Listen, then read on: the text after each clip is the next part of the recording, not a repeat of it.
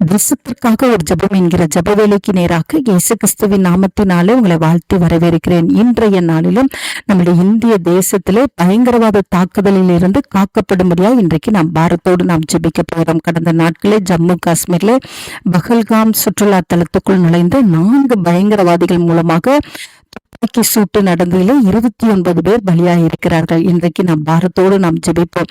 அந்த பலியாக இருக்கிற அந்த குடும்பங்களுக்கு கர்த்தர் ஆறுதலை தரும்படியாய் நாம் ஜெபிப்போம். ஒவ்வொரு பொதுமக்களும் பாதுகாக்கப்படும்படியாய், பொது இடங்களிலே ஒவ்வொரு பொதுமக்களும் காக்கப்படும்படியாய் இன்றைக்கு நாம் ஜெபிப்போம். பயங்கரவாத தீவிரவாத செயல்களிலே ஈடுபடுகிறவர்கள் மனம் திரும்பும்படியாய் நாம் ஜெபிப்போம்.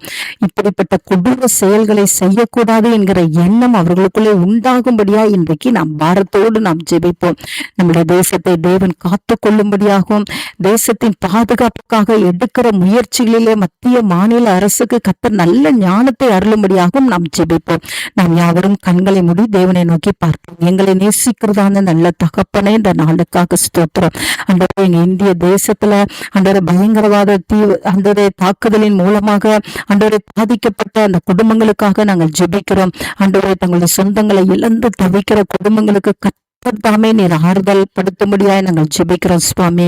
ஆண்டவரே, இந்த பயங்கரவாதிகள் தீவிரவாதிகள் எல்லாம் ஆண்டவரை கர்த்தர் தொடுவீராக. இந்த கொடூர செயல்களிலிருந்து அவர்கள் வெளியில வரத்தக்கதான கிருபையை கர்த்தர் அருளி செய்யுங்க சுவாமி. ஆண்டவரே, இந்த பயங்கரவாத தீவிரவாதத்துக்கு தடுப்புக்கு எதிராய் மத்திய மாநில அரசு ஆண்டவரே நல்ல ஞானத்தோடு எடுக்கத்தக்கதான கிருபையை தாங்க. ஆண்டவரே, எங்களை காக்கிற தேவன், நீர் உறங்க மாட்டீங்க, தூங்க மாட்டீங்க. ஒவ்வொரு பொது இடங்களிலும் இருக்கிற ஒவ்வொரு பொதுமக்களையும் கர்த்தர் பாதுகாத்து கொள்ளும்படியாக நாங்கள் ஜெபிக்கிறோம் சுவாமி. ஆண்டவரே, உமக்கு ஸ்தோத்திரம். எங்க இந்திய தேசம் முழுவதும் காக்கப்படட்டும் ஆண்டவரே. ஆண்டவரே, உமக்கு ஸ்தோத்திரம். கர்த்தர் அப்படியே செய்யறீங்க. உமக்கு ஸ்தோத்திரம். இழந்து தவிக்கிற குடும்பத்துக்கு கர்த்தர் ஆறுதலா இருந்து அவர்களை பலப்படுத்தி ஸ்திரப்படுத்தும்படியாய் நாங்கள் ஜெபிக்கிறோம். இயேசுவின் மூலம் ஜெபிக்கிறேன் நல்ல பிதாவே. ஆமேன், ஆமேன்.